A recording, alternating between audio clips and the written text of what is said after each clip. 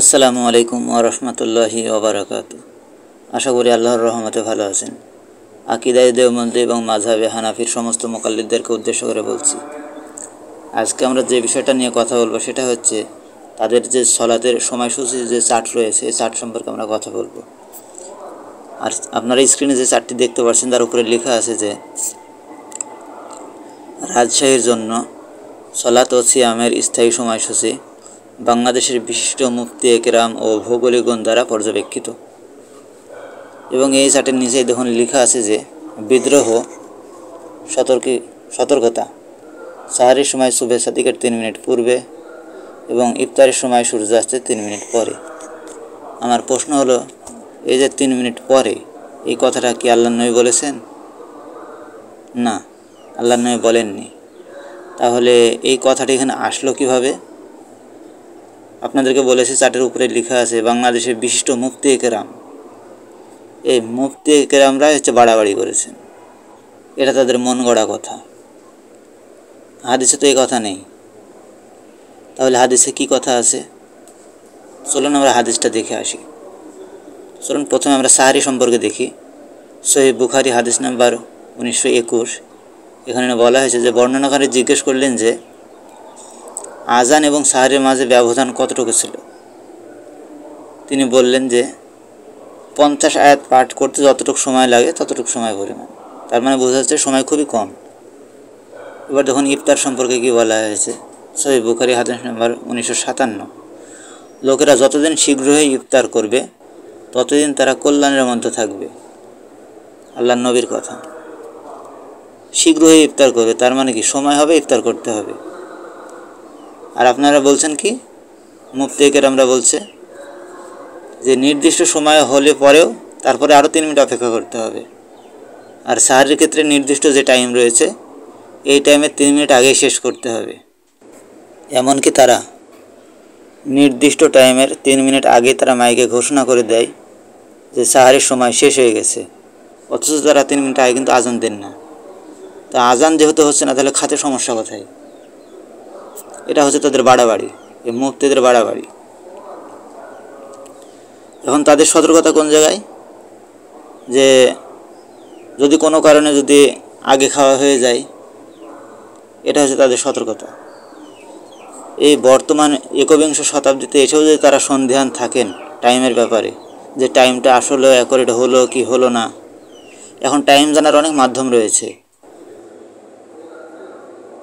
Mobile রয়েছে, আপনারা ঘড়িতে দেখতে পারবেন, বিভিন্ন খবরের মাধ্যমে জানতে পারবেন, ওয়েবসাইট থেকে জানতে পারবেন, জানার কোনো সমস্যা নেই। এখানে তো 3 মিনিটের কথা উল্লেখ করা হয়েছে। আর আপনি চাইলে বর্তমানে ঘন্টা, মিনিট, সেকেন্ড, এমনকি মিলি সেকেন্ড পর্যন্ত নির্ণয় করা সম্ভব। কিন্তু তারা বলছেন কি 3 মিনিট অপেক্ষা করতে হবে। এই 21 শতাব্দীতে এসেও যদি 3 মিনিট যদি অপেক্ষা করা লাগে সতর্কতার জন্য, তাহলে আমি তাদের কাছে প্রশ্ন করছি, আর কত বছর লাগবে তাদেরকে নির্ধারিত সময়টা থেকে ফিরে আসতে? অর্থাৎ অ্যাকুরেট যে সময়, এই সময় ফিরে আসতে তাদের আর কত বছর সময় লাগবে? তারা যে গোঁড়ামি শুরু করেছেন, আল্লাহ হায়াতে বাঁচিয়ে রাখলে কিয়ামতের আগ পর্যন্ত মনে হয় তাদের সতর্কতা যাবে না। তো আমি তাদেরকে অনুরোধ করব, মাঝহাবি গোঁড়ামি বাদ দিয়ে আপনারা সুন্নাহর দিকে ফিরে আসুন। আর সত্য গ্রহণের সবচেয়ে বড় বাধা হচ্ছে মাঝহাবি গোঁড়ামি।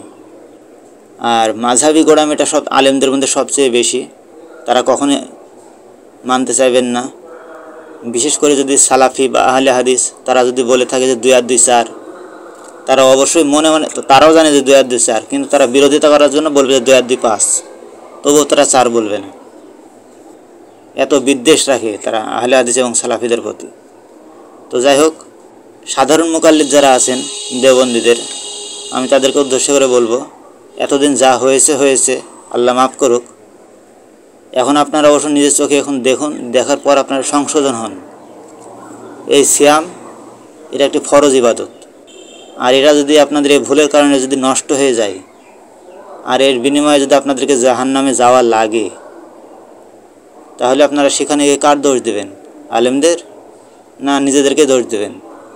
ধরে নিলাম আপনি আলেমদেরকেই দোষ দিলেন, তো সেখানে দোষ দিয়ে কি কোনো 5 পয়সা লাভ হবে? বিনিময়ে জাহান্নামে যেতে হবে। তো যাই হোক, আল্লাহ আপনাদের যাদেরকে হায়াতে এখনও বাঁচিয়ে রেখেছে, আপনারা তওবা করুন এবং ফিরে আসুন হকের দিকে। সাহারির সময় হবে, আপনারা খাওয়া শেষ করে দেবেন। সাহারির যে নির্দিষ্ট সময় রয়েছে, শেষ সময়, তার চেয়ে 1 ঘন্টা 2 ঘন্টা আগেও খেয়ে থাকবেন না, এটাও সুন্নাত বিরোধী। এমন টাইমে খাওয়া শুরু করবেন, সালাতের সাহারের নির্দিষ্ট সময়ের আগে আপনাদের খাওয়াটা শেষ হয়ে যাবে। আর ইফতারের ক্ষেত্রে আজান হবে, আপনারা ইফতারি করবেন। অর্থাৎ নির্দিষ্ট যে সময় আছে, এই সময়টা হলে আপনারা ইফতারি করবেন। আজানের সাথে কোনো সম্পর্ক নেই। সালাত এবং ইফতারি এগুলো আজানের সাথে কোনো সম্পর্ক নেই, এটা হচ্ছে ওয়াক্তের সাথে সম্পর্ক।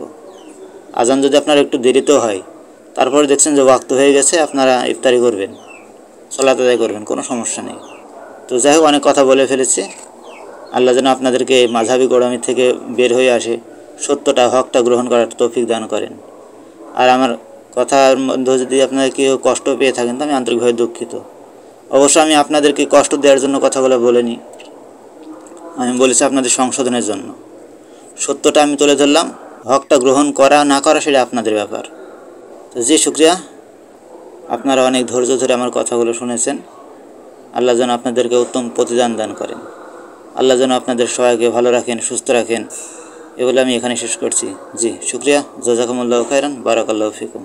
আসসালামু আলাইকুম ওয়া রাহমাতুল্লাহি ওয়া বারাকাতুহু।